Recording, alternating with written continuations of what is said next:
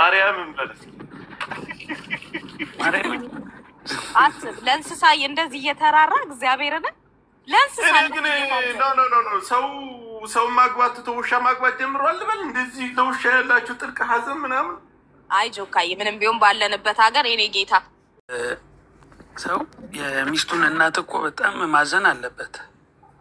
በጣም እግዚአብሔርን እንኳን የሚስት እናት የሚስት ጓደኛ ብትሞት ለራሱ ሀዘን ነው። ሚዜ ለራሱ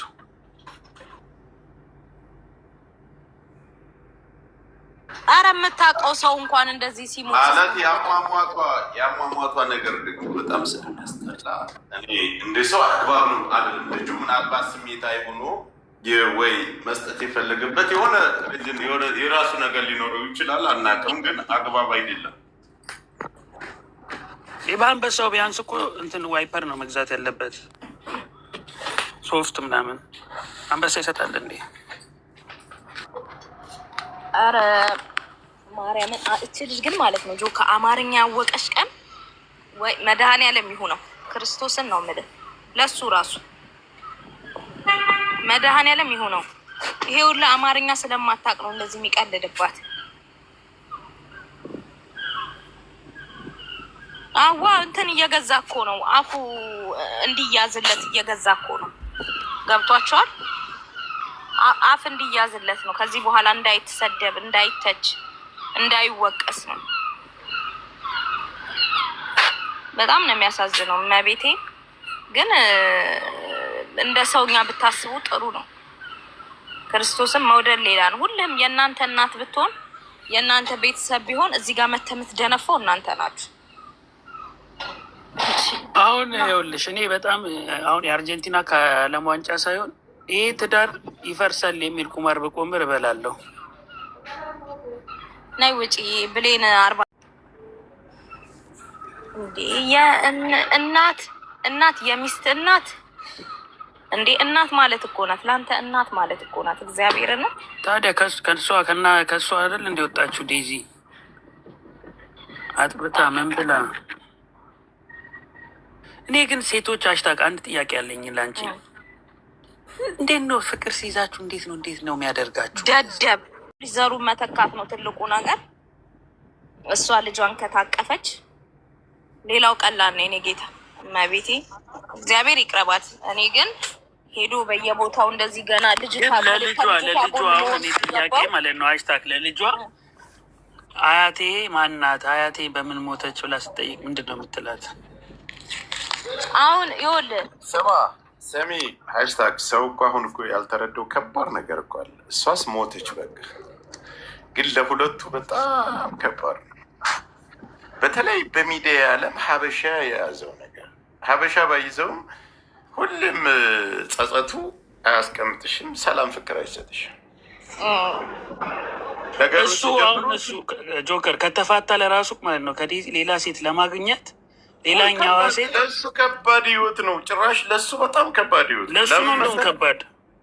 ያን ጊዜ ይህንን ነገር ሲጀመር ይሄ ነገር ይመጣል ብሎ አላሰብም። እንደዚህ አይነት ወደ ሞት የሚያደርስ ነገር ቢሆን እሱም እጁን አይሰነዝርም፣ መወቃቀስም አይችልም።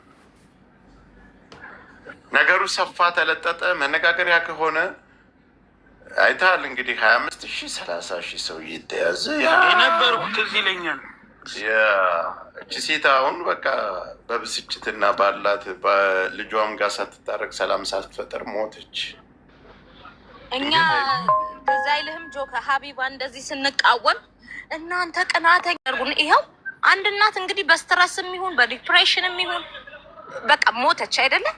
በልጇ በሰዎች ተሸማቃ ተሰድባ ልጁን ታፈቅሪያለሽ እየተባለች ተንቋሽሻ ተዋርዳ ራሷን ክብሯ እንግዲህ 1 አመት በላይ ነው እንግዲህ እቺ ሴትዮ ከዚህ ፕላትፎርም የጠፋችው። ገባ አይደል? አሁን ይህ ቪዲዮ ገና የልጅ ተወልዶ እስከሚያርቅ እንኳን ይቀመጣል ነው ማለት ይቀመጣል።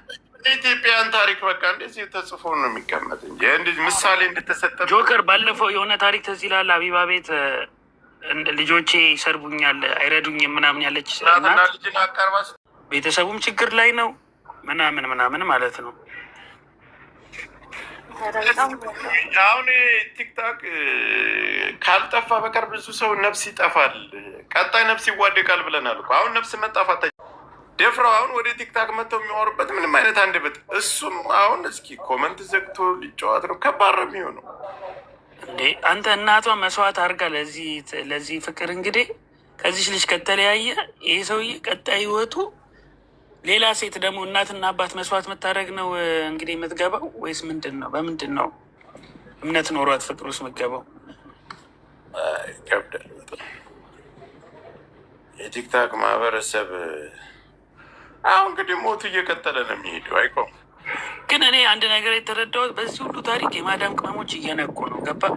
አሁን እነሱ በፍቅር መጎዳት ትተዋሉ። ድሮ አቢባ ቤት እየገቡ በላይ ቪዛ ሰርቼለት ምናምን ይሉ ነበር። አሁን ተረጋጉ። ሰምተሃል ጆከር?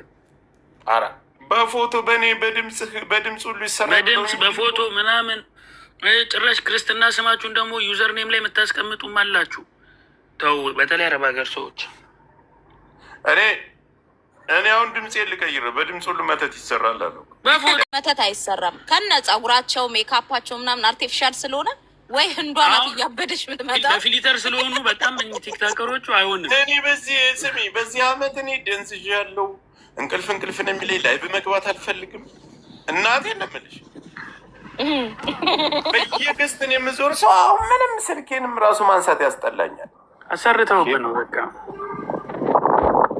ይሄ የአንተ እንኳን አይነ ጥላ ነው። አይናቸው ይፍሰስ። የአንተ አይነ ጥላ ነው ታውቋል። በሱ ሳይድ ያሉ ሰዎች ናቸው ያውቃሉ ማለት ነው። ስለሱ እየተወራ እንደሆነ ሚዲያ ላይ ስለሱ በሁለቱ ጎራ ተከፍሎ ብዙ ነገር እየተወራ እንደሆነ በጠንቅቆ ያውቃል። እዚህ ቤትም ደግሞ በቋሚነት በሱ ጉዳይ ላይ አውርተናል በደንብ አድርገን። ይሰማሉ የእሱ ዘመዶች፣ የእሱ ቤተሰቦች ምናምን። እንደውም የእኛ አካሄድ 2000 3000 ሰውን ሲያየን የነበረው ሪከርዶች ምናምን አሉ አይደል? ያውቃል በደንብ አድርጎ። ይሄ ሰው ኦልሬዲ ይሄ ሰው አጀንዳ ሆኖ እየተወራበት እንደሆነ ያውቃል። ልብ ብላችሁ እንድታዩ ማለት ነው። ሄደን የራሷ የሆነ መገለጫ አላት ምናምን ነገር የሰው ሚስጥር አወጣለሁ እንደዚህ አንበሳ አውርዱ ምናምን የምትል ሰው ነች። እኛ ስለማይመለከተን ትበላቸው ነው የምንለው። ግን ይሄ ወንድማችን መጥቶ ዛሬ ለእሷ አንበሳ ሲያወርድላት ሀዘን ላይ ያለ ሰው ሀዘኑ ሳይጨርስ አንበሳ መጥቶ ሲያወርድ ጥያቄ የሚፈጥር ጉዳይ ነው። አንደኛ ራሱ ነው አጀንዳ ሆኖ የመጣው። ራሱን በራሱ መጥቶ አንበሳ መስጠቱ አሁን አንድ አንበሳ አለ፣ ሁለት አንበሳ ነው የሰጠው። አንበሳ መስጠቱ በራሱ አጀንዳ ነው። ለምን እኛ የራሳችን ባህል፣ ወግ፣ የሀዘን ስታይል፣ የሀዘን እንትን ምንከተል ሰዎች ነው።